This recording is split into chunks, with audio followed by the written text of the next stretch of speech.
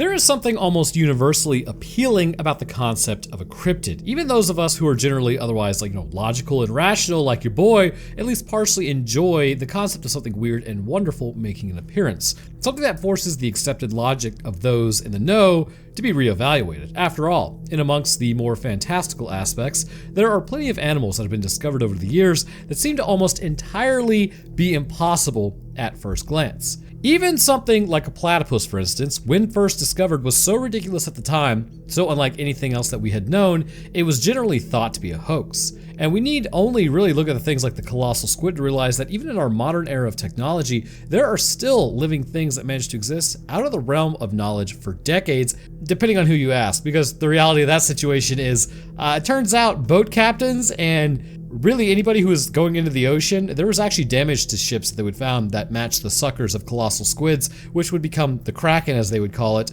And we knew about it for a while, just nobody really believed it. But what about something that was described as possibly being up to 10 foot tall, such as your boy, that appeared to levitate some distance off the ground and was capable of gliding? With eyes that glowed in a natural orange and appeared to be clad in some sort of metallic coating. Would multiple eyewitness accounts of such a creature be enough to move it into the realms of conventional science? Let's dig in and find out. What we've just been mentioning is a very rough overview of the first sighting of a creature that has come to be known as the Flatwoods Monster. One that, if the descriptions given by these initial witnesses are accurate, is something far beyond what is explained by either known creatures of any form of accepted science. But what is the full story behind the Flatwoods Monster? How many times has it been seen since? And what, if any, can be given to explain what was spotted that fateful night? Is there a rational and reasonable explanation, or is it another example of a creature that just seems too strange to exist alongside our more pedestrian ones?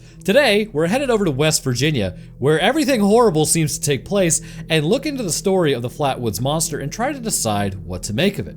In the gathering dusk on a mild September evening, a group of 4 boys were all playing together outside of their school in Flatwoods, West Virginia. 2 brothers named Edward and Freddie alongside their friends Neil and Tommy. It was the 12th of September, 1952, and the group's games were interrupted as they looked up, seeing a bright light in the sky overhead. This strange light seemed to fly across the sky, coming down from the heavens and streaking across before it looked like it maybe crash landed into a nearby hillside on the property of a local farmer. As many young boys would likely do around this age, their first instinct was to head over and check out the expected crash site and try to find out what they had just seen. Perhaps they expected to find the remnants of a meteorite or maybe a light aircraft that had gotten into difficulty, which means you're probably going to find a body. Maybe stay away from that. As they were passing the home of Edward and Freddie on the way, they stopped in to tell their mother, Kathleen, what they had just witnessed and let her know of their plan to visit the place where they think they saw the light trail end. Of course, it being the 1950s, she didn't stop them. And while she didn't stop them from carrying out that plan,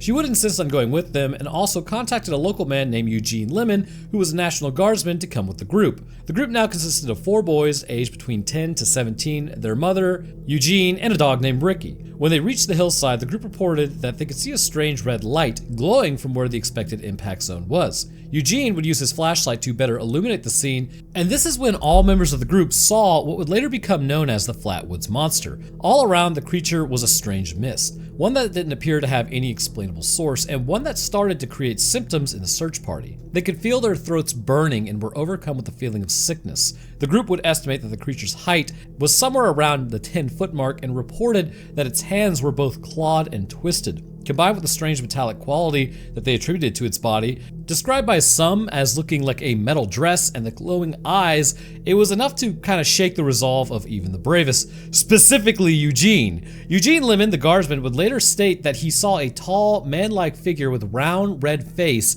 surrounded by a pointed hood-like shape. They also described the face as being green, certainly something that was far removed from anything they'd reasonably expect to encounter. The head was an odd shape, said to be like the ace of spades. The creature appeared to levitate, hovering some distance above the ground before it let loose a strange hiss and began to fly or float towards the search party. At this point, they all turned and then would run for safety. The adults of the group would report that they left behind the 10-year-old. No, they didn't. They would report what they had seen to the authorities, but an official search party that set out to kind of scour the area afterwards reportedly found nothing out of the ordinary. From the reports that they had been given, they were expecting to find some sort of crashed aircraft, but came across absolutely nothing unusual at all. As for the initial group, some of them suffered from the physical effects that lasted multiple days in some cases after their encounter with the monster. As well as the pain in their throats, some of them began to vomit, and it took some time for the symptoms to fully subside. And it certainly wouldn't be their last sighting. The very next day, there would be another strange encounter. At this point, it is worth pointing out that Flatwoods had a population of only like a couple hundred people at this time, and all of this was happening. Hardly a bustling metropolis with scores of people milling about, and also people that were well accustomed to the sights and sounds were probably used to this. I mean, it's kind of what is expected in a rural community. People that would, be familiar with what they were likely to encounter in nature of where they lived, but this time it was a little further afield on a quiet road about 20 miles from Flatwoods. A couple were driving with their infant son when the car gave up and died for apparently no reason. They were unable to restart it and were stranded miles from help on a quickly darkening road. The same strange light that the others had reported came out of nowhere, accompanied by an odd mist and a horrific smell. The couple saw the creature, one that somewhat matched the description of the monster, floating above their vehicle. In this appearance, it shared many of the same characteristics, although this time its head was described as more reptilian in nature. After gliding towards the car, it seemed to kind of lose interest and then floated away into the nearby trees. Once the monster had departed, the car miraculously sprang back to life, and they were able to make their way back to civilization and to safety with another tale to tell. It would soon come out that while the first tale was the most well-known sighting and the one that is credited by many as starting off the legend of Flatwoods Monster, it may not have been the first time the creature was spotted after all. Another resident, upon hearing the story being reported by the group that encountered the creature on the 12th of September, came forward with their own story of a strange encounter, only a couple miles away from Flatwoods actually. She recalled that while she was out walking with her friend, they took a shortcut through a heavily wooded area when they too saw a strange light. Assuming it to be one of their neighbors out hunting, they paid little mind to it, which is a really bad idea considering it's one of your neighbors out hunting and you're out there, until the light disappeared and in its place they saw a strange outline against the sky, something that sounds very similar to the Flatwoods Monster. With the same man-like silhouette, but with an estimated size that would make it far too large to be a person. The two witnesses fled to safety and only came forward with their story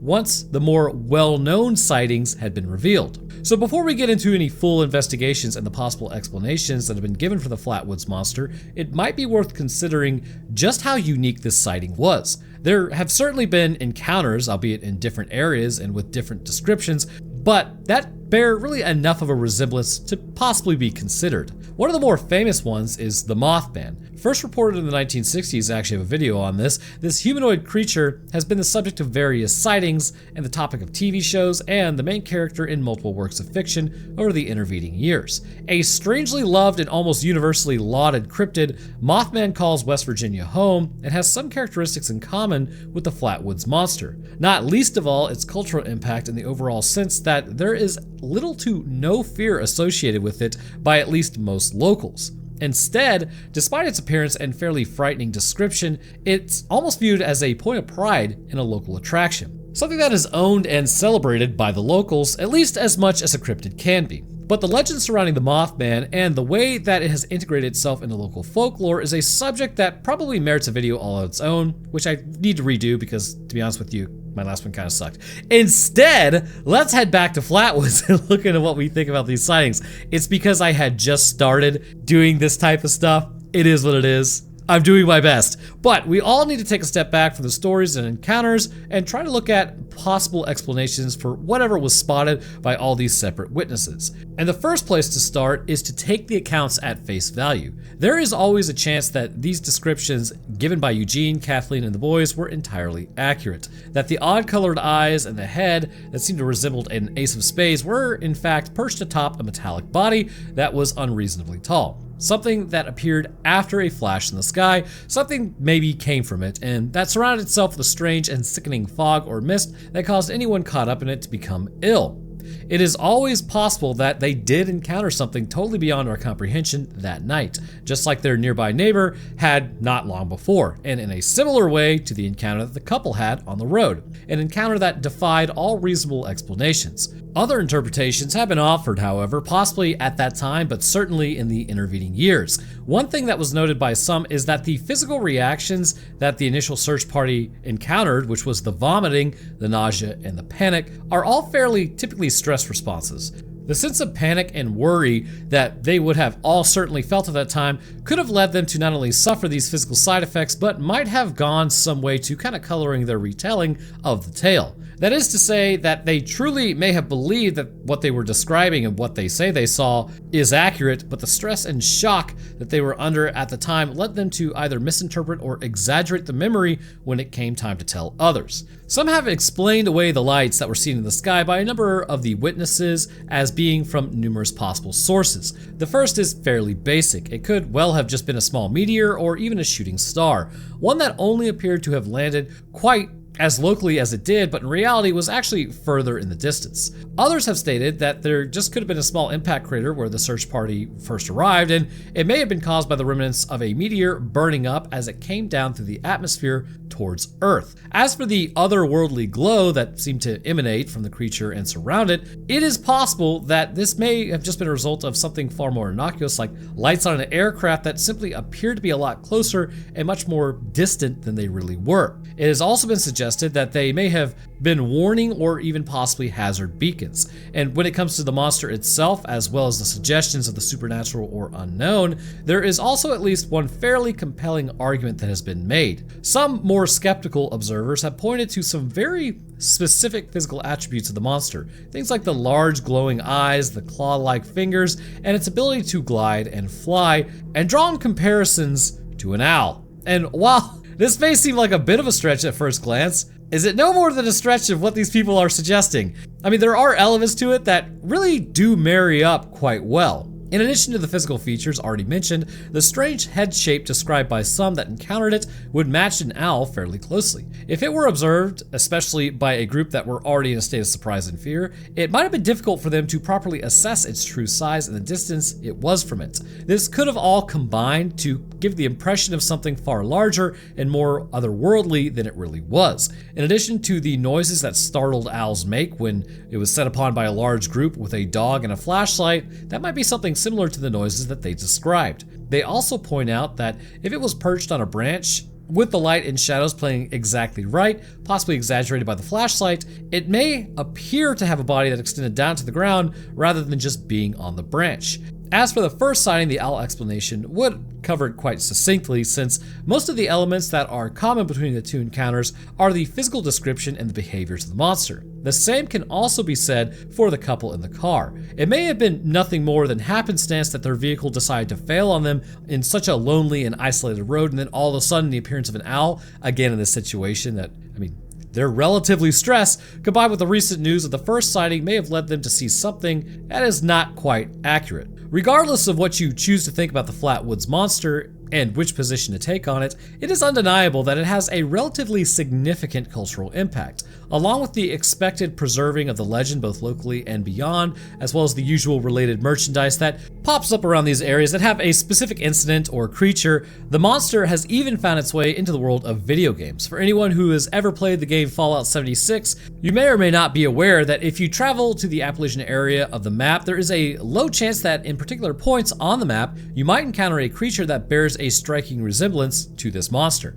In fact, the chance of the encounter is around 2.5%, and if the player does encounter them, they will be able to see the likeness for themselves, sharing the same eyes, the same physique, as well as the glowing, eerie fog that surrounds it and its floating way of moving. They are described in the following way within the game: hovering creatures with glowing purple eyes capable of abducting wastelanders. It has also been featured in TV shows and other games. Locally, it is fair to say that the community has fully embraced the story that for many has defined this small town. Despite the fact that there have been vanishingly few sightings and the stories of encounters since the first spat in 1952, some local residents are adamant that you can sense the presence of the monster on particularly still nights. Yes, the town has a welcome sign to greet visitors that calls itself Home of the Green Monster, a clear indication that even after all these decades, the story of the monster is held with some reverence in the area and by those who live there. As with many of these extremely local cryptids, it feels as though the people have really leaned into the story,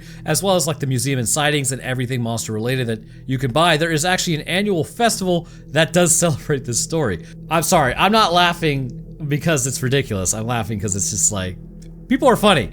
Anyways, there's also a Flatwoods Monster Museum as well as an ice cream shop called The Spot where the monster seekers can have their picture taken with a painting of the monster. It is safe to say that in Flatwoods and beyond, despite remaining out of sight for decades on end now, the monster, in some form at least, still exists. So there you have it, the story of the Flatwoods Monster. Depending on who you ask and what you choose to believe, it is either a truly remarkable encounter, or possibly even a series of encounters, that all happened within a relatively short period about 70 years ago and then never again. Or is it something more? Was it truly a visitor from somewhere beyond our known world? An unfortunate being that happened to crash land in the back and beyond and was spotted by a few groups before making its departure? Was it something else entirely? Maybe not alien, but something just too weird and wonderful for known science and biology to categorize or contain? Or was it just simply a case of mistaken identity and mass hysteria? An owl or a similar creature with its size misinterpreted due to the conditions in the area and stress on the occasion? An insidious idea that got into the minds of others and colored their encounters with what amounted to nothing more than a particularly large local bird, perhaps. Whichever you choose to interpret it as, it's fair to say the story of the Flatwoods Monster has become completely entangled with the local identity and culture. Even if the more cynical would say that their belief in it is nothing more than a way to sell tickets to their museum and shift more of their merchandise, the question we need to ask is, does it really matter? Possibly. We're gonna get into that.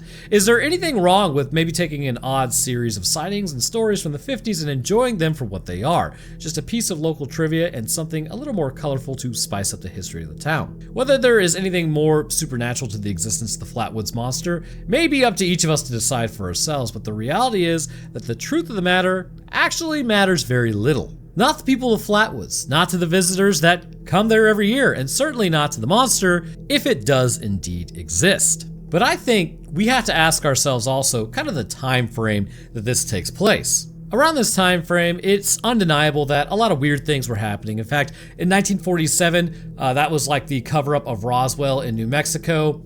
Also in the 50s, there's kind of this idea that there were a lot of aliens crash landing on Earth. And then in 1952, the Flatwoods incident, Mothman, Jersey Devil, all of these things. What's interesting, I would say, is undeniably in the 50s to the 60s, we did have a bit of a technological boom. Like if you take, let's say, 100 years prior to 1952, so 1852, while technology did increase around that time, compare that to 1952 to now, which is not even a full 100 years, and it is leaps and bounds better. There's this conspiracy theory out there. Conspiracy is just basically like they say it's unfounded. I have no idea. But the point is, this channel is based on speculation, and it's just for fun. Is it possible that, I don't know, all of these sightings are somehow connected in the fact that, you've got all of these cryptids around this time frame seemingly crash landing on Earth, and then it just becomes this issue. Like, this is kind of where we get all of our science fiction from now, is around this era, because it seems like things were just going absolutely crazy around that time. But I would almost say you have to take into consideration that if this thing possibly, like they're basically describing it as an alien that crash landed. It could have been an owl. Usually all these things are going to be dismissed because it's like, oh yeah, maybe it happened, maybe it didn't. Being sick because of a fog. I mean, dude, radiation possibly. There's just a lot of things I feel like it could be. Could you mistake an owl up in the tree? Yes, you could, but I kind of doubt it. I don't really think that it's gonna be that easily mistaken. But anyways, I think the point of me just kind of going on that ramble was, I want to hear what you guys think. Do you think this was actually just an owl up in the tree, or do you think it could have been something more? Given the giant metal skirt and the fog and all this stuff and the glowing eyes, I mean, I get that you kind of want an explanation for it as far as like, well, what could it possibly have been? But with glowing eyes and just the body shape in general, I don't know if you're going to confuse that with an owl. It could have been something else for all we know. It could have been the military testing out 1950s suits. Really, it could have been a lot of things, actually. Primitive form of night vision that they were utilizing on a ship to see like if they could spy on nations. There's really no telling. But anyways, let me know what you think down in the comments. If you guys enjoyed, then please leave a like, because it helps get the video out there. And subscribing is a great way to stay up to date when I post. I also want to thank my patrons real quick. At the Literal Wendigo tier, we have Grayson West, Monkey Man, and Stupid Fox. Thank you guys. At the Eyewitness to the Event tier, we have Beaver Malaga and Dragon Master Knight. At the first-hand accounts tier, we have Pimp Daddy Shamrock and Yeeps. And at the second-hand accounts tier, we have Bianca, Fred Rush, and Troy. And to the rest of my patrons, I do appreciate y'all's support. It goes a long way towards helping everything out and keeping everything running, so thank you for that. Also, I want to hear what you guys think about the, I cover kind of like true stuff, like I just covered John McAfee. I've covered some true crime stuff. I still want to cover cryptids here too. Let me know what you think about like the direction of the channel and everything. I'm enjoying it so far. Hopefully you guys are too. So hopefully you stick around. But anyways, thanks for listening guys, and I will see everyone in the next one.